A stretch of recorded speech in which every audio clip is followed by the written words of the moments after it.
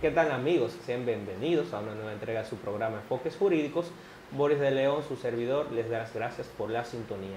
En esta oportunidad contaremos con la grata presencia de la doctora Giselle de León, abogada experta en Derecho Laboral, con quien hablaremos acerca de la suspensión del contrato de trabajo. Regresamos en breve.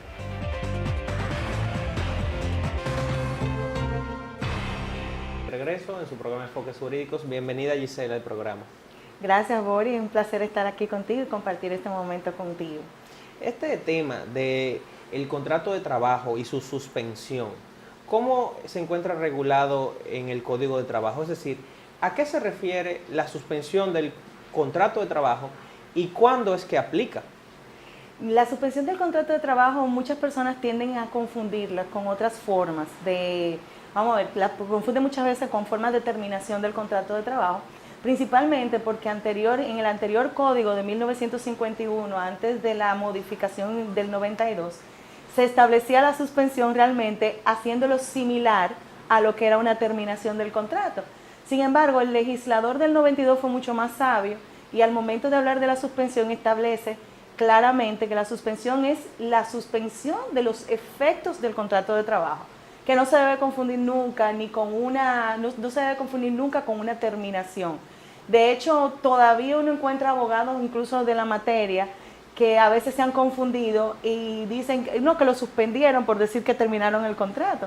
Cuando hay una suspensión no hay una terminación del contrato de trabajo y lo que ocurre es que, como su nombre lo indican, los efectos del contrato para los fines de las obligaciones que deben de cumplir tanto el trabajador como el empleador quedan suspendidos mientras dura la causa de la suspensión. El artículo 51 del Código de Trabajo y a partir del artículo 50 podemos encontrar cuáles son las causas de suspensión. En el artículo 51 se detallan cuáles son. ¿Cuáles entonces son las causas? Porque me parece interesante y creo que así lo considerarán los amables televidentes, conocer en cuáles situaciones es que procede la suspensión. Uno puede pensar en situaciones de enfermedad o situaciones que imposibiliten la presencia del trabajador o situaciones en las que la empresa se ve afectada por circunstancias que hagan insostenible la continuidad de sus operaciones por un lapso indeterminado o breve, ¿no? Entonces, ¿qué dice el Código de Trabajo al respecto? ¿Cuáles son las causas? ¿Existen causas limitativas o es abierto el tema? Bueno, en realidad las causas de la suspensión están establecidas en el artículo 51 del Código de Trabajo. Son limitativas en el sentido de que fuera de las causas que la misma legislación prevé, no existen otras causas de suspensión. Por ejemplo, muchas personas discuten que existen causas que pueden suspender pueden suspender el contrato, aun cuando no se encuentran establecidos en el código. Y no es correcto pensarlo así, porque cuando nosotros vemos el Código de Trabajo y hablamos de la terminación, vemos que en el artículo 82 específicamente, en la parte infine, el legislador dice otras causas análogas que puedan dar lugar a esto. Sin embargo, con el tema de la suspensión no hace lo mismo, sino que te establece cuáles son las causas puntuales de suspensión, pero además, fuera del artículo 51, hay otras causas dentro del mismo código que pueden acarrear la suspensión del contrato. Por ejemplo, cuando hablamos de las vacaciones, en el artículo 177 se produce una suspensión del contrato de trabajo. Cuando hablamos, por ejemplo, de la licencia pre y postnatal, que también está en el artículo 151, pero también tiene su propia regulación en el artículo 241 del Código de Trabajo, o también lo que ocurre, por ejemplo, con los contratos de zafra azucarera en el artículo 130, que también el Código lo prevé como una causa de suspensión. Fuera de estas, que están previstas ya en la legislación, están dentro del Código de Trabajo, no existen otras causas de suspensión, ni se puede asimilar a otras causas de suspensión. ¿Y cuáles vendrían siendo las causas típicas del artículo 51? En el artículo 51 encontramos varias causas. Hay causas que son atenientes a la persona del trabajador, hay causas que son por causa de la empresa y también se prevé el mutuo consentimiento. De hecho, el mutuo consentimiento es una figura interesante para la suspensión porque ¿qué es lo que ocurre con la suspensión? Las suspensiones suelen ser de poco tiempo. Se pueden hacer en cualquiera de los tipos de contratos de trabajo, puede ser para el contrato por tiempo indefinido, para obra o servicio determinado, no importa. Pero ¿qué pasa? Es más común verlas en los contratos por tiempo indefinido porque la duración es prolongada. Sin embargo, el legislador no ha sido limitativo, estableciéndolo que solamente en esos casos se puede dar. Sí se puede dar con los contratos para obra o servicio determinado, o un contrato que se haga, por ejemplo, vamos a suponer, yo tengo una constructora que va a hacer un proyecto, el proyecto está supuesto a durar 2, 3 años, y van a haber contratos para obra o servicio determinado pausados. Entonces yo pudiera, quizás a un trabajador específico, quizás acordar con él una suspensión prolongada, porque no quiero perder el know-how de ese trabajador, me interesa que ese trabajador se mantenga cerca de mí y no quiero perderlo, entonces puedo acordar una suspensión más prolongada que la habitual. El problema del mutuo consentimiento es que hay que tener el cuidado de cómo hacerlo. ¿Para qué? Para evitar que se pueda esconder una terminación del contrato de trabajo en una suspensión. Claro. Entonces, ¿y cuál es el procedimiento que debe seguirse, por ejemplo? Es decir, ¿cuándo surte efecto la suspensión del contrato de trabajo? ¿Tan pronto el empleador le comunica al trabajador o tan pronto acuerdan realizar la suspensión?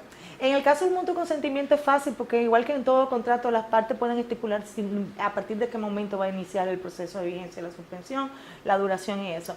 ¿Cuándo ocurren las situaciones? Cuando yo tengo una situación, por ejemplo, la suspensión va a durar, si es algo que es de causa mayor o de fuerza mayor, un hecho del príncipe o algo que es imprevisto para cualquiera de las partes, esos causas va a iniciar desde el momento en que ocurre el hecho hasta el momento en que termina realmente la situación que lo ha provocado.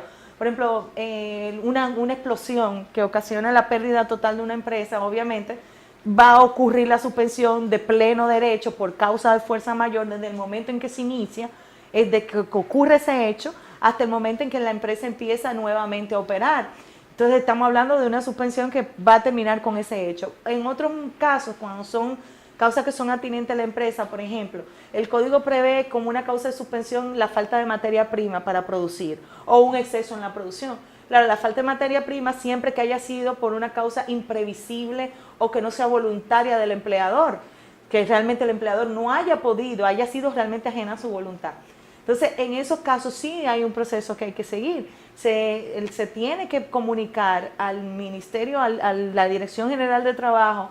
Hay primero comunicar a los trabajadores que va a haber una suspensión, especificando cuáles son las causas y adjuntando a esa comunicación que se hace al trabajador, que esa causa, cuáles son las pruebas que se tienen para que esa causa se dé.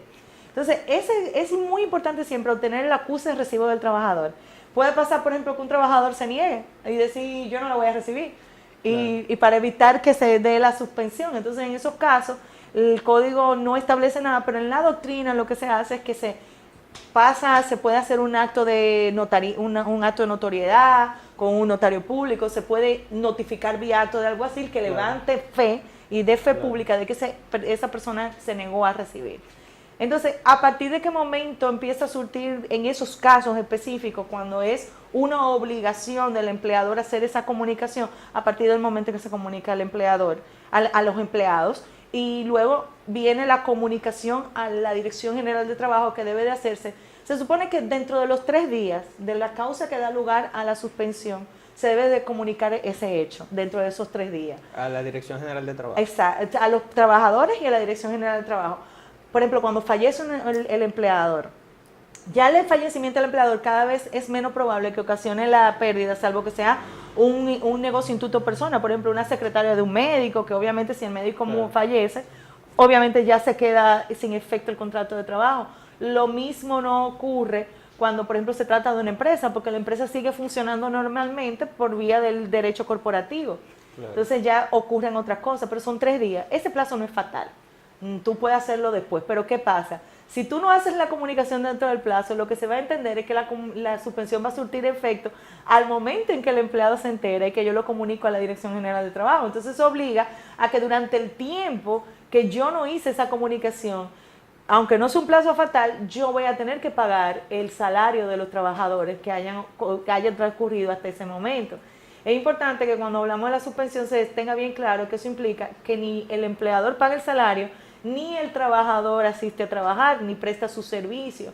Sí puede ocurrir que en algunos casos de suspensión, por ejemplo, la licencia pre y postnatal o las vacaciones, sí se concibe el pago del salario. También cuando ocurre por una licencia de los permisos permitidos en el Código de Trabajo, que te dan 3 días de licencia, por ejemplo, cuando fallece tu padre, tu madre, un hijo, son 3 días de licencia, eso también ocupa una suspensión, y también una suspensión, sí se mantiene la obligación del pago del salario, pero solamente en los casos específicos de la ley, o en algunos casos cuando se trata de mutuo consentimiento se puede acordar el pago del salario, o cuando hay un convenio colectivo o el mismo contrato de trabajo prevén que en caso de suspensiones se va a continuar con el pago de los salarios. Muy bien, vamos a ir a una breve pausa comercial, amigos, y enseguida regresamos.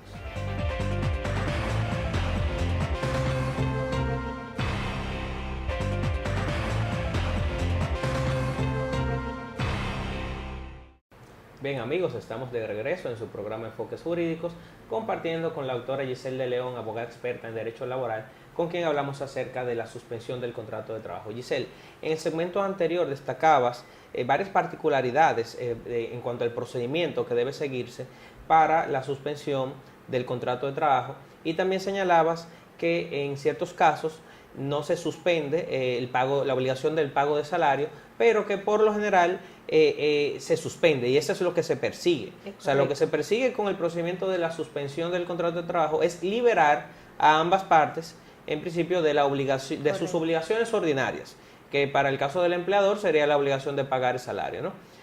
¿Cuál es el plazo máximo de la suspensión del contrato de trabajo? En el hipotético, por ejemplo, de uno de los casos que señalabas en el segmento anterior, de una situación de fuerza mayor o imprevisible, como lo sería una explosión o un hecho que imposibilite la operatividad de la empresa y que no esté, digamos, que bajo el control de la empresa ese hecho.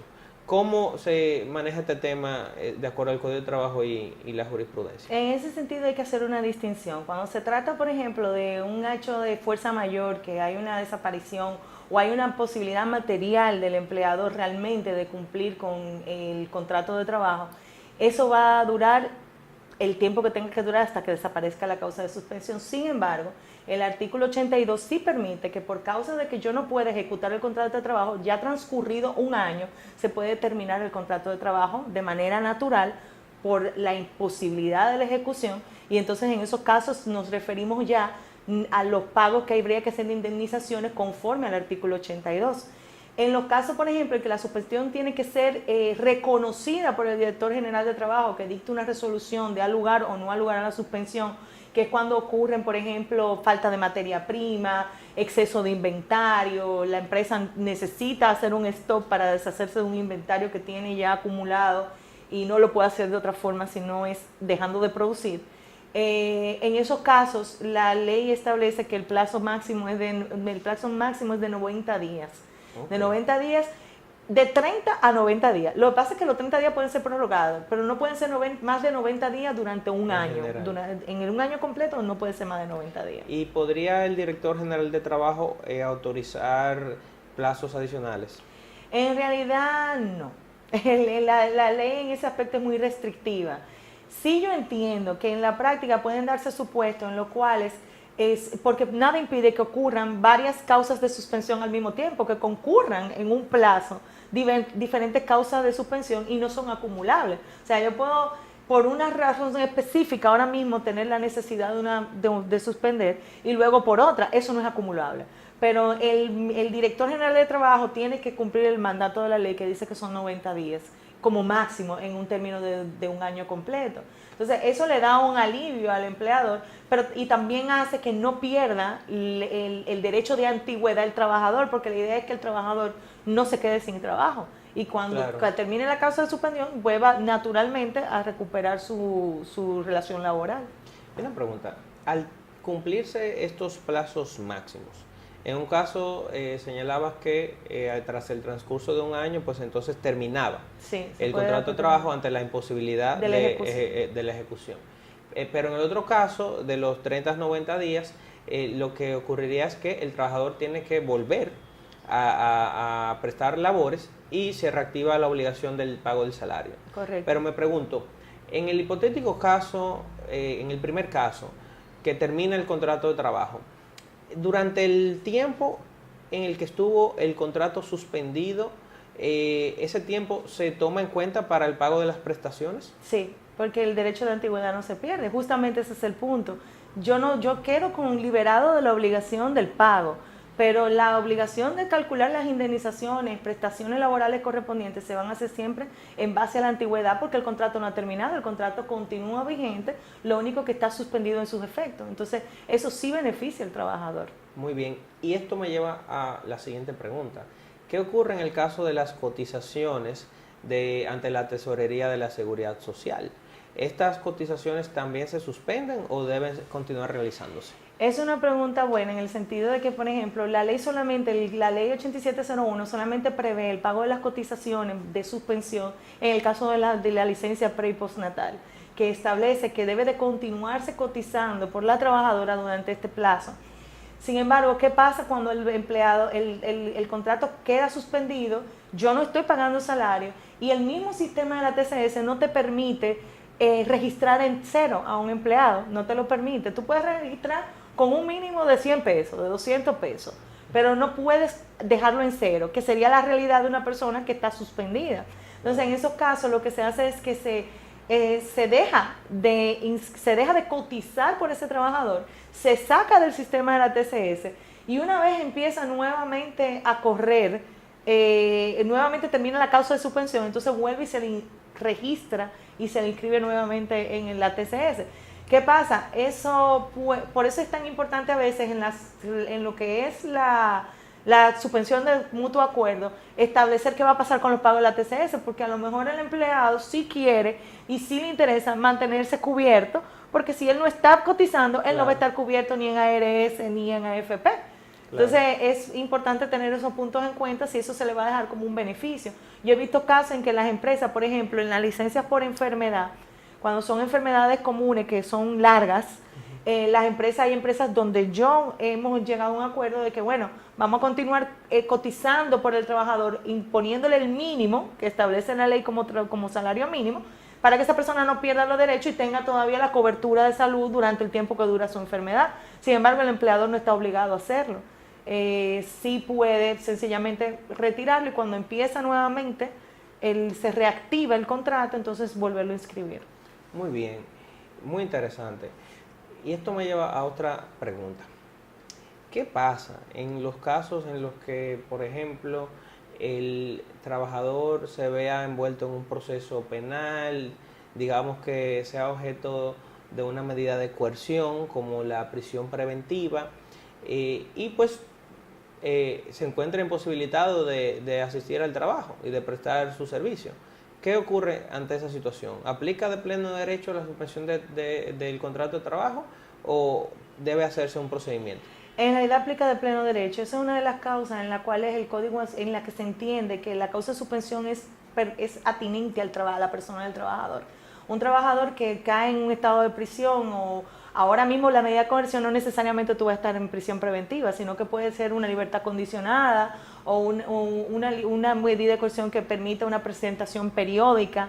Entonces se entiende que el contrato queda suspendido de pleno derecho y de hecho esta suspensión sencillamente se comunica al Ministerio de Trabajo, la suspensión se anexa la medida de coerción o la sentencia que se dicte y mientras tanto queda suspendido el contrato. Eso no se le impone al empleador, es decir, el empleador puede perfectamente, si el empleado queda en libertad condicional, puede reintegrarlo si quiere, pero no es obligatorio para él. O sea, la ley lo considera que está suspendido de pleno derecho, pero si quiere, el empleador puede entender, bueno, lo voy a dejar que se reintegre a sus labores y manejar el tema de la presentación periódica y eso. En términos generales, yo lo que siempre recomiendo es que se suspenda. Sin embargo, si es una prisión preventiva o dependiendo de la causa por la cual el empleado está siendo procesado, porque eso va a implicar o muchas ausencias o pocas, depende de la causa. Claro. ¿Y cuáles previsiones, Giselle, hay que tomar en cuenta cuando se trata, por ejemplo, de licencia por enfermedad? Bueno, cuando se trata de licencia por enfermedad también ocurre atinente a la persona del empleado. Si el empleado se enferma, no se supone que va a trabajar. Entonces, ¿Cuáles son los supuestos que se presentan? ¿Qué pasa si el empleado es el que ha provocado la enfermedad? Si es el empleado que ha hecho un acto para, por ejemplo, adrede, cometió un acto imprudente, entonces se debería de entender que no hay que la suspensión no es aplicable, o sea, pudiera verse como se puede ver como un dolo o una mala conducta del empleado. Pero cuando hay temas de enfermedad, lo más importante es que el empleado esté dentro de la seguridad social. ¿Por qué? Porque yo hago la suspensión, perfecto, y está suspendido el contrato. Tan pronto como yo comunico que ese empleado está en licencia médica, al sistema de la TCS queda suspendido. Pero si yo no lo tengo inscrito en la TCS, yo voy a tener que acarrear con los gastos médicos y continuar pagándole las prestaciones en la proporción en la que la TCS se la pagaría después de que ya tiene una enfermedad común. Si una persona que tiene una enfermedad común que dura más de 4 días, la TCS le paga una proporción de su salario, un 40% si no requiere hospitalización y un 60%, perdón, si no requiere hospitalización y una proporción de un 40% si requiere hospitalización durante el plazo que dura la enfermedad. Entonces, eso significa que al empleador que no ha cumplido con el voto de la ley le va a corresponder asumir esas indemnizaciones y proporcionar al empleado esas ventajas que la Seguridad Social le ofrece durante el tiempo de la suspensión porque sencillamente no cumplió con su obligación. En los casos de suspensión del contrato de trabajo, atinente a cualquiera de las partes, ¿podría el trabajador prestar servicios a otro empleador, suponiendo que no esté afectado de una enfermedad del trabajador? Exacto, suponiendo que no esté afectado, porque eso va a depender mucho de la causa de la suspensión. En realidad, en principio, nada le impide al trabajador prestar su servicio a otro empleador, claro, con la condición de que tan pronto termine la causa de suspensión, él tiene que reintegrarse a su trabajo original. ¿Por qué se prevé esto? Porque, por ejemplo, una persona que está en prisión preventiva y le dan 1 año de libertad bajo fianza y el empleador ha decidido hacer uso de su suspensión. Entonces hay que tener en cuenta que el empleado necesita medio para sobrevivir. Entonces no debería de ser un problema que él pudiera ser contratado por otro empleador para poder subsistir. ¿Qué cosas habría que tomar en cuenta? Habría que tomar en cuenta, por ejemplo, el tema del secreto profesional, lo que es ir a trabajar donde un competidor, por ejemplo, claro, que tú seas desleal a la empresa en la que tú estás y vaya con secretos que son de la empresa o un know-how específico de la empresa a apoyar a una empresa de la competencia. Entonces, en los casos en que se hacen, por ejemplo, acuerdos de mutuo consentimiento de suspensión, si uno prevé esas variables de que no puede irse a una empresa eso. En los casos que ocurre de pleno derecho o que ocurre por una causa atinente al empleador o al empleado, entonces hay que valorar qué es lo que ha provocado la suspensión. Si es una enfermedad, no se justifica que vaya donde otro empleador. ¿Por qué? Porque se supone que él tenga una licencia médica que es para fines de recuperación. Entonces, ahí sí le daría lugar al empleador, por ejemplo, que verifica que ese trabajador está haciendo eso, que está trabajando en otro, estando de licencia médica, pudiera perfectamente notificarle la obligación de reintegro, apoyándolo en la prueba donde se demuestra que él está laborando, estando bajo licencia médica, y si no cumple la obligación de reintegro, entonces sí despedirlo por esa causa. O sea, eso va a depender mucho, pero en principio no hay ningún inconveniente en que el empleado obtenga otra fuente de trabajo que le permita subsistir durante el tiempo que dure su suspensión. Y este tema es muy interesante, esto que has dicho de que puede darse el caso, ante las causales que lo permitan, de que el empleador pues haga uso de su derecho de suspensión con independencia de si el trabajador puede volver o no al trabajo. Correcto. Porque como ahí digamos que entra en colación el tema de los plazos máximos que señalabas previamente.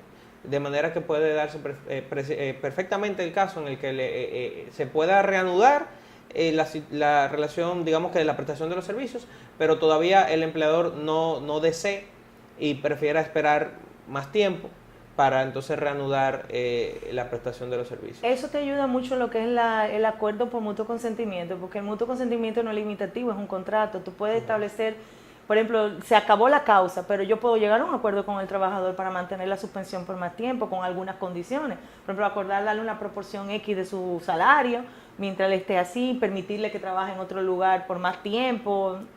Pueden haber muchos supuestos, ¿no? Y puede darse el caso de que si, por ejemplo, una de las partes, al momento de llegar, en estos casos de mutuo acuerdo, si llega el término del periodo y hay un incumplimiento, ese incumplimiento, por ejemplo, de que el trabajador entonces no se reintegra, ese incumplimiento podría dar lugar A un despido.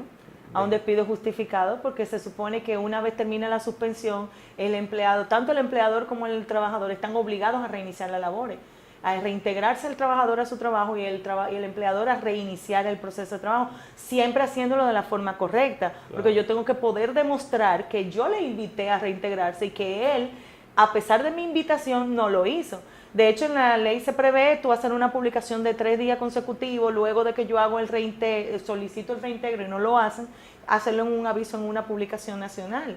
¿Para qué? Para que el empleador tenga cobertura y pueda demostrar que efectivamente fue una negativa del trabajador reintegrarse. Claro, muy interesante. Este tema de la suspensión del contrato de trabajo resulta de mucho interés, valga la repetición, tanto para trabajadores como para empleadores, y especialmente incluso para las MIPYMES, ya que muchas veces no se toman en cuenta estas particularidades, no se toma en cuenta el derecho que se tiene, y puede darse el caso en el cual incluso se incurra en errores.